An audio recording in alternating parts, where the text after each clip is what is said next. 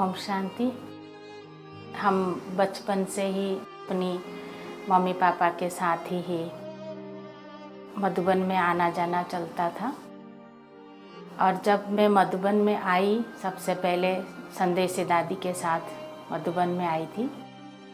तो एक बार दादी से संदेशी दादी से पूछा कि ये बाल की दादी के साथ रह सकती है।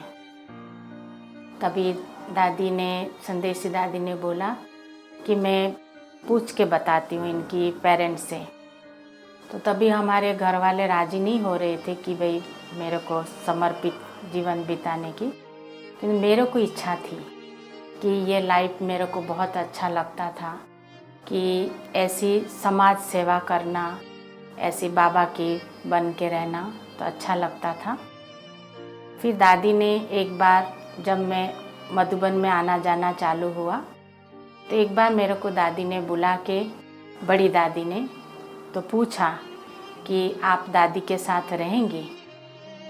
तो तभी मैंने दादी को, तभी मेरे को इतनी में, क्योंकि मेरा उम्र जो था वो 14 साल की में थी। तो जब मेरे को दादी ने पूछा तो मैंने दादी को ऐसे बिगड़ सोचे समझे मैंने हाँ कर दिया। तो दादी ने कहा ठीक है। तो उस टाइम दादी गुलजार भी साथ में ही थी। तो दादी ने कहा दादी मेरे को ये बाल की पसंद है, ये बहन मेरे को पसंद है। तो फिर दादी ने उसी दिन से लेके बड़ी दादी ने मेरे को दादी के साथ ही रखा। तो क्यों, जब 14 साल के थे तो इतना मेरे को कोई चीज़ों की मालूम नहीं था, लेकिन दादी ने हर चीज़ मेरे को सिखाया। कैसे किसके साथ बात करना है, कैसे सबके साथ रहना है, संगठन में कैसे रहना है, हर छोटी छोटी बातों को दादी ने मेरे को बताया। तो ऐसे ही दादी के साथ रहते रहते फिर काफ़ी दादी की जैसे जिम्मेवारियां जो भी होती है वो हम संभालने लगी। तो सबसे पहले तो मैं यही बताऊंगी कि जब बाबा आता था तो पूरी रात 85 की बात है, तो ओम शांति भवन में बाबा आते थे। तो हम दादी के साथ ही पूरी रात बैठते थे, क्योंकि बाबा पूरी रात रहते थे। शाम को 6:30 बजे से लेके सुबह 4:30 बजे तक बाबा रहते थे। तो तभी मैं पूरे टाइम दादी के साथ ही, बाबा के साथ ही रहती थी। तो उसके बीच में कई यज्ञ की ऐसी कारोबार होती थी, तो दादी मेरे को बोल के जाती थी, बड़ी दादी, कि आप ये बाबा से पूछ के बताना हमको। तो उस टाइम बाबा की भाषा इतनी अव्यक्त भाषा होती थी, तो मेरे को समझने में कभी डिफ़िकल्टी नहीं आई। जैसे बाबा बोलता था तो मैं तुरंत समझ जाती थी। तो दादी फिर जैसे आती थी तो दादी मेरे से पूछती थी, बड़ी दादी, कि आपने ये सब किया, पूछ के रखा बाबा से? तो मैं दादी को बोलती थी कि हाँ, मैं सारी बातें पूछ के रखा है। तो वो सब मेरे से पूछती थी, किंतु एक अनुभव होता था, कई बातें ऐसी होती थी, मैं बड़ी दादी को बताने के बाद मुझे कुछ याद ही नहीं रहता था। फिर ऐसे लगता था जैसे बाबा ने अपना काम कराया और बाद में मेरी बुद्धि को क्लियर कर देता था। तो इस प्रकार से कई ऐसी चलती थी, किंतु दादी के साथ जैसे रहने लगी, फिर धीरे धीरे सब पाठ खुलता गया। फिर दादी का कई बीमारियों की भी सामना हुई, किंतु दादी की स्थिति, हमने कभी ब्रह्मा बाबा की कहानियाँ हम जरूर सुनते थे, बाबा ऐसी पालना करते थे, बाबा ऐसे थे, तो बड़े दादियों से सुनते थे, किंतु प्रैक्टिकल मैंने दादी की वो स्थिति देखा था। दादी हमेशा इतनी गंभीर रहती थी और गंभीर रह के हर कार्य करती थी। और दादी बहुत कम बोलती थी, ऐसे नहीं कि सब बहुत बाचा में आए, ऐसे दादी का वो नहीं था, किंतु दादी गंभीर रह के बहुत कुछ कह जाती थी। और दादी के सामने कोई भी व्यक्ति आता था और संतुष्ट होके जाता था। और दादी कई समस्याएं भी सबकी आती थी, कि दादी के सामने वो समस्या सब शांत हो जाता था। वो लोग को कुछ बोल ही नहीं पाते थे। जैसे बाबा के सामने जाते थे ना, बहुत कुछ सोच के जाते थे, कि जब बाबा के सामने पहुंच जाते थे तो किसी को याद नहीं रहता था क्या बोलना है। जो बाबा बोलता था वही सभी को याद रहता था। इस प्रकार की दादी के सामने कोई भी आते थे, सब संतुष्ट होके ही जाते थे। कई बार पूछते थे सभी दादी से, किंतु दादी ऐसे आती थी जैसे बहुत ताकत एनर्जी भर के आती थी और दादी को बहुत हल्कापन महसूस होता था। तो हम दादी से पूछती थी कई बार कि दादी आप ऊपर जाते, तो बोला ऊपर मैं जाके बाबा को सुना देती हूँ, बाबा इंतज़ार करता है। कई बार थोड़ा लेट हो जाता है, कुछ ऐसी होता था, तो जैसे बाबा इंतज़ार करता था। दादी जैसे जाती थी तो सब समाचार दादी सुना देती थी। फिर उसके बाद बाबा आ जाता तो दादी को कुछ पता नहीं होता था। फिर बाबा अपना सब कार्य कराता था, दादी को कुछ नहीं होता था। दादी खुद ही जब मुरली वगैरह क्लास बाबा जाने के बाद दादी दूसरे दिन ही मुरली खुद ही पढ़ती थी। तो कई बार हम पूछते थे दादी आपको बाबा ने कुछ नहीं बताया? बोला नहीं। दादी बहुत हल्का फील करती थी, बहुत जैसे लाइट नहीं होती है एनर्जी भर के कोई आते हैं, तो ऐसी एनर्जी भर के दादी आती थी। दादी की स्थिति हमेशा एक रस रहती थी। चाहे कोई बड़ी बातें आ जाए, चाहे कोई छोटी बातें आए, जो भी होता था, कभी कोई परिस्थिति भी आ जाए, दादी कभी अचल अडल हमेशा रही है। कभी भी दादी की स्थिति में कभी दादी का ऊपर नीचे नहीं हुआ है। हमेशा दादी बोलती थी जो भी होना करेगा बाबा ही करेगा, हम तो सिर्फ निमित्त मात्र हैं। हर चीज़ में दादी बाबा को ही आगे रखती थी। बाबा और दादी, बड़ी दादी, बाबा ने निमित्त बनाया है, हमको निमित्त बन के इनका साथ देना है। कभी भी दादी ने अपने को जैसे बाबा का रथ है, ये है, जो भी है, इस चीज़ों का कभी दादी को कुछ नहीं हुआ है। बाबा ने निमित्त बनाया, दादी को बनाया, हम जो भी दादी को बनाया, तो दादी एक रस उस पर रहती थी। मेरा अनुभव ऐसे रहा कि जैसे दादी नॉर्मल रीति से जो रहती थी और बाबा जब आता था उसका बिल्कुल फ़र्क रहता था। बाबा ऑलमाइटी अथॉरिटी था, दादी का जो वो था, दादी इतनी निर्माण जैसे रहती थी। निर्माण है, निसंकल्प है, और जैसे हर चीज़ में जैसे कोई छोटे नहीं होते, इस प्रकार की दादी रहती थी। कि जब बाबा आता था तो दादी जैसे बाबा है ना, तो बाबा ऑलमाइटी अथॉरिटी है, तो वो उस प्रकार की पावर में बाबा इनको यूज करता था। उसमें बहुत फ़र्क दिखाई देता था, रात दिन का फ़र्क था। कि जैसे दादी जानकी ने शरीर छोड़ा तो सभी मेरे को बोला था दादी को देख के आप बताना करना, ऐसे बताया था। किंतु जब दादी को मैंने बताया कि दादी जानकी ने शरीर छोड़ा, तो दादी कहती है कि मेरे को पता है, मैं वतन में गई थी, मैं दादी से मिल के आई हूँ, दादी बाबा के पास ही है। मैंने बाबा हर जो भी कुछ ऐसा यज्ञ में होता था पहले से ही दादी को पता होता था, हमारी बोलने से पहले ही पता, जैसे हम सुनाते जैसे दादी को सब कुछ पता है, हम बस रिपीट कर रहे हैं, ऐसा लगता था। तो जब दादी को हमने ये भी बताया कि दादी अभी आप संस्था की चीफ बन के, तो बोला चीफ हम नहीं है, चीफ बाबा है। कभी ऐसा पद को स्वीकार भी नहीं करती थी दादी कि मैं बड़ी हूँ, ये है, ये कभी नहीं। हमेशा बोलती थी कि बाबा ही बड़ा है, बाबा ही सब कुछ करा रहा है, जो बाबा सेवा देगा हम करेंगे। किंतु उन्होंने कभी अमृत वेला मिस नहीं किया, कभी मुरली नहीं मिस किया, और ज़्यादातर तो दादी को संदेश लिखने में ही टाइम जाता था।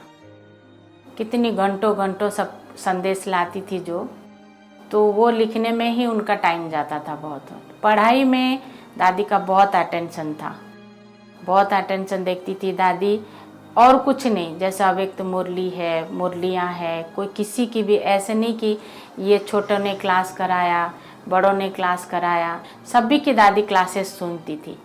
कोई भी क्लास कराते हो तो दादी ज़रूर यहाँ कमरे में बैठ के उनका क्लास सुनती थी। एक्चुअली जब हम दादी को बॉम्बे लेके गए थे, तो जैसे 31 दिसंबर 2017 में जैसे बाबा ने कह दिया था कि समाप्ति बरस है, तो जब समाप्ति बरस कह दिया, उसके बाद हम लोग दादी को बॉम्बे लेके गए थे, तो दादी ने जैसे अपना सब कुछ समेट लिया था। 2016 में दादी ने दिल्ली छोड़ा था। जब आई थी सभी से मिल के, जैसे दिवाली मना के आए थे, तो अभी जैसे 2017 में 31 को जब बाबा आया, तो बाबा ने समाप्ति बरस जब बोला, तो दादी ने जैसे अपना समेट के नहीं जाते हैं सब, मधुबन से सब समेट के, तो वहाँ गामदेवी में जो दादी 3 साल रही, तो 3 साल में दादी का जो थोड़ा बहुत स्थिति का कुछ भी हो, हमारे लिए तो दादी बाबा का रथ और बाबा ही था, फिर भी दादी की पुरुषार्थ तो अपनी थी। तो वो जैसे दादी हर घड़ी ऐसे लगती थी जैसे बाबा है। कभी कभी बीच में ऐसे लगता था कि दादी जैसे नीचे आके कोई कार्य करती होंगी या किसी से मिलती थी, कुछ करती थी, तो ऐसे लगता था कि दादी थोड़े टाइम के लिए नीचे आई है। नहीं तो दादी की बोल में, दादी की चेहरे से, दादी की आंखों से ऐसे लगता था कि जैसे बाबा ही देख रहा है। क्योंकि मेरे को तो साथ में रह के मैंने बाबा और दादी का हर चीज़ देखती थी, किंतु ये 3 साल में ऐसे लगता नहीं था कि दादी है वो। जैसे बहुत गहरी तपस्या कोई करता तो कैसे दिखाई देता है, तो इस प्रकार की दादी की स्थिति ऐसे ही थी। और जो भी आते थे तो दादी की बात तबीयत को लेके मिलने आते थे, डॉक्टर्स भी आते थे, दूसरे भी सब लोग आते थे कि दादी को मिलके जैसे एक किसी की अशांत होते हैं ना कोई, तो जैसे उनको शांति का अनुभव होता था। और कई समस्याएं भी होती थी ना, दादी को डॉक्टर्स देखते थे, दादी देखने के बाद उन लोगों से पूछती थी आपका कोई विचार चल रहा है, मन में कोई संकल्प चल रहा है।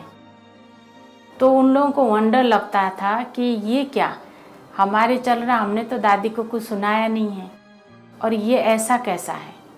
तो दादी उनको राय देती थी। एक डॉक्टर थे, कुछ उनकी पोस्ट पोजीशन में कुछ उनका चल रहा था, बहुत डिबेट चल रहा था। तो दादी ने वो जैसे दादी को देख लिया, तो दादी ने उनसे पूछा कि आपके मन में कुछ संकल्प चल रहा है, कुछ दुविधाएं चल रही है। तो वो दुविधाएं शब्द उन्होंने नहीं समझा, किंतु संकल्प ऐसी विचलित चल रहा है वो समझ गए वो।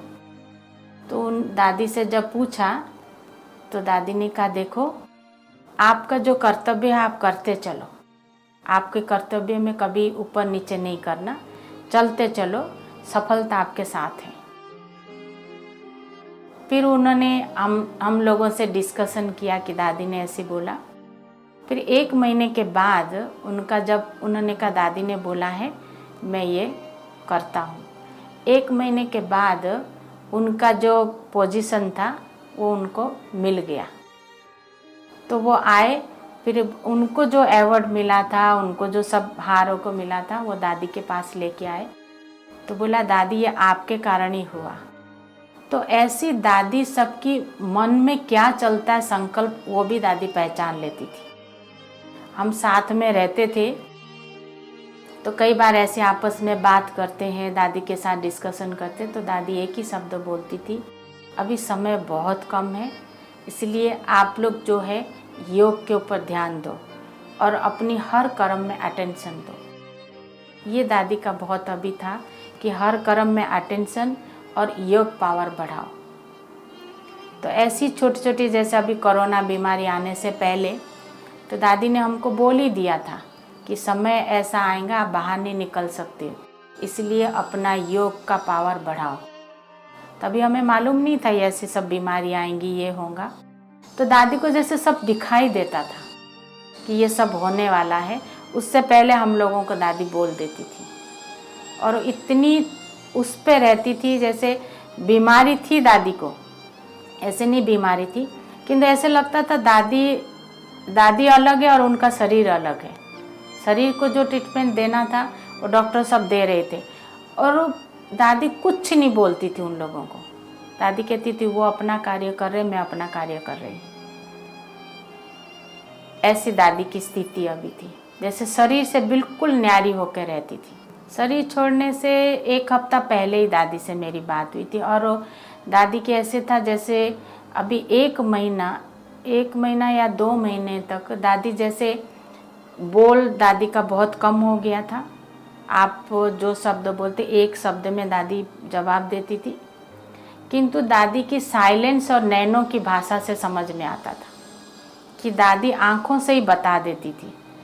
और ये आंखों की भाषा दादी अभी नहीं सिखाया मेरे को, बहुत पहले से सिखा रखा था।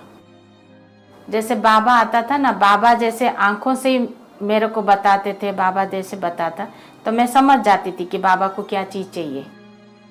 स्टेज पे जैसे मैं रहती तो मुझे पता लग जाता था कि बाबा को अभी इनको फूल देना है, कि इनको एप्पल देना है, कि इनको टोली देना है। मेरे को पता लग जाता था कि बाबा ये आए हैं तो इनको ये चीज़ देना है। कोई आए हैं बाबा फ्रूट जैसे देने के लिए वो करता, तो बाबा को जैसे बोलना नहीं पड़ता था कुछ भी, तो बाबा जैसे दृष्टि देते थे मैं समझ जाती थी कि ऐसी। तो लास्ट समय पे दादी का भी वही स्थिति था। आंखों से ही दादी बता देती थी कि ये आप करो या आप नहीं करो, ये ठीक है कि ये नहीं ठीक है। उससे हमको समझ में आ जाता था। हालांकि एक डॉक्टर भी बोलता था दादी अभी आंखों से बात करती है, आप वो समझ सकते हो। जो भी आते थे उनको महसूस होता था, तो मेरे को तुरंत समझ में आ जाता था कि दादी ये क्या चाहती है। तो थोड़े टाइम से दादी का ये चालू हो गया था कि दादी नैनों की भाषा से बताती थी सब कुछ। दादी को कोई चीज़ थोड़ा अच्छा नहीं लगता था ना, तो वो आँखों से ऐसी थोड़ी देर दृष्टि देती थी, आंख बंद करती, तो हम समझ जाते थे कि दादी को ये अच्छा नहीं लगता है। और दादी जब दृष्टि देती थी ऐसी अभी उनकी पावरफुल दृष्टि हो जाता था कि कोई गलत कोई कर रहा हो ना, तो उनको बैठे बैठे विचलित हो जाता था कि अभी हम ठीक नहीं कर रहे। उनकी दृष्टि इतनी पावरफुल थी। और कभी गलत कोई भी हो, चाहे डॉक्टर से भी कुछ गलत होना होता है, वो उस टाइम देखते थे, दादी दृष्टि देती थी तो वो खुद ही डिसीजन ले लेते थे कि ये ठीक नहीं होगा। कि दृष्टि का इतनी प्रभाव पड़ता था, चाहे ज्ञानी हो चाहे अज्ञानी हो, सबके ऊपर दृष्टि का प्रभाव बहुत पड़ता था दादी का भी। जब कोई बातें ऐसी होती थी, हम तो दादी को ऐसी बोलते थे, दादी आबू चलो, ऐसे दादी को बोलते थे। तो कभी कभी दादी कहती थी मैं सोच के बताती हूँ, ऐसे बोलती थी। फिर कभी कभी दादी कहती थी वहाँ अभी घमसान बहुत है। तो मैंने कहा दादी घमसान है तो क्या हम चलेंगे ना, घमसान है तो कोई बात नहीं, हम जाते हैं। कहती नहीं, अभी घमसान है, समय आएगा तो मैं बताऊंगी। और हम कहते थे ना दादी हम चलो, तो कहती थी मैं सोच के बताऊंगी। यहाँ से दादी को दिल्ली जाना होता था कोई प्रोग्राम के लिए, तो भी बाबा को बताती थी कि मैं जाऊँ कि नहीं जाऊँ, क्या करूँ। तो जैसे बाबा डायरेक्शन देता था तो वैसे करती थी, क्योंकि वो तो हर कदम कदम पे वो तो बाबा को वो करती थी ना, पूछ के करती थी। तो अभी भी पूछ के ही दादी करती थी कि भाई जाना है नहीं जाना है। और वो वहाँ रह के भी दादी ने अपना कर्मातीत अवस्था जिसको कहते हैं ना, वो उन्होंने प्राप्त किया। और हॉस्पिटल में दादी थी तो वो हॉस्पिटल वाले भी ऐसी बोलते थे आके कि जैसे बहुत बड़ी पावर कुछ है, बहुत बड़ी शक्ति है। आते थे वो 15-20 मिनट के लिए, वो डॉक्टर आते थे दादी को देखने के लिए, घंटों घंटों बैठ जाते थे। तो कहते थे हमको यहाँ आने के बाद ना मन जैसे शांत हो जाता है, जैसे सब अपने अंदर जैसे शक्ति भर लेते, इस प्रकार की उनको महसूस होता था। एक बाजू में एक पेशेंट थे, तो वो कहते थे कि हमारे रूम के बाजू में, तो उनका कुछ ऑपरेशन हुआ था। तो उनके पेरेंट्स आके कहते थे कि हमको ऐसे महसूस होता है कि जैसे यहाँ से कोई बहुत बड़ी पावर आ रही है हमारे में। वो खुद आके हम लोगों को बोलते थे कि इतनी ताकत की महसूस होती थी, पावर की महसूस होती थी उन लोगों को। दादी की जैसे ऐसे लग रहा था, दादी जैसे लेटी हुई थी, चारों तरफ से जैसे सूर्य की किरणें नहीं होती है, ऐसे किरण जैसे फैला रही थी। शुभ भावना, शुभकामनाएं कहो, मनसा सेवा कहो, जैसे सबको लगता था जैसे किरणें चारों तरफ से फैल रही है। दादी पहले से ही बाबा ने एक बार बोल ही दिया था कि जब बीच बीच में दादी की तबीयत ऐसी होता था तो दादी कई बार बाबा से पूछती थी। तो एक बार बाबा ने डायमंड हॉल में बोला था कि आगे चल के बच्ची की चित्र और चरित्र सेवा करेंगी। तो वो दादी को पक्का था। हम जैसे दिखाते थे ना, अव्यक्त मुरली चलती थी तो दादी को दिखाते थे, तो दादी यही बोलती थी कि हम थोड़ी, ये तो बाबा अपना कार्य करा रहा है, बाबा बैठा है। हम भी कई बार दादी को बोलते थे, मैंने कहा दादी आप नहीं जाएंगे तो फिर कोई आएंगे नहीं बाबा के बच्चे, तो आप चलेंगे बाबा आएगा। तो बोला, दादी ऐसी बोलती थी, मधुबन मधुबन है, बाबा बाबा है। बाबा को जिन बच्चों को साक्षात कराना होगा वो बाबा आप ही सब कुछ कराएगा। तो दादी की ये जो शब्द एक बाबा ने बोला था, चित्र और चरित्र सेवा करेंगी, तो उसके कारण दादी भी बहुत निश्चिंत थी कि बाबा अपना कार्य खुद ही कराएगा।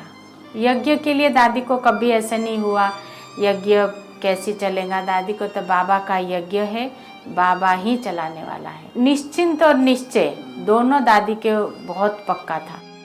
दादी से कई बार सब पूछते थे कि दादी आपको कभी कोई संकल्प नहीं चलता है? तो दादी ऐसी बोलती थी कि मेरा संकल्प क्या चलेगा, मेरा संसार बाबा है और मेरी संस्कार में भी बाबा है। संस्कार और संसार, दादी हमेशा बोलती थी कि मेरी संसार जो है वो बाबा है और हमारे संस्कार में ही बाबा है। दादी ने हमको इतनी पक्का कराया था कि बाबा तुम्हारे साथ है और बाबा हमेशा तुम्हारे साथ रहेगा। तो अभी भी मेरे को यही है, बाबा और दादी दोनों हमारे साथ हैं और आगे भी वही साथ दे के ही आगे भी वही चलाएंगे मेरे को। दादी की एक ही शब्द हमेशा रहती थी, अभी बस परिवर्तन परिवर्तन और बाबा।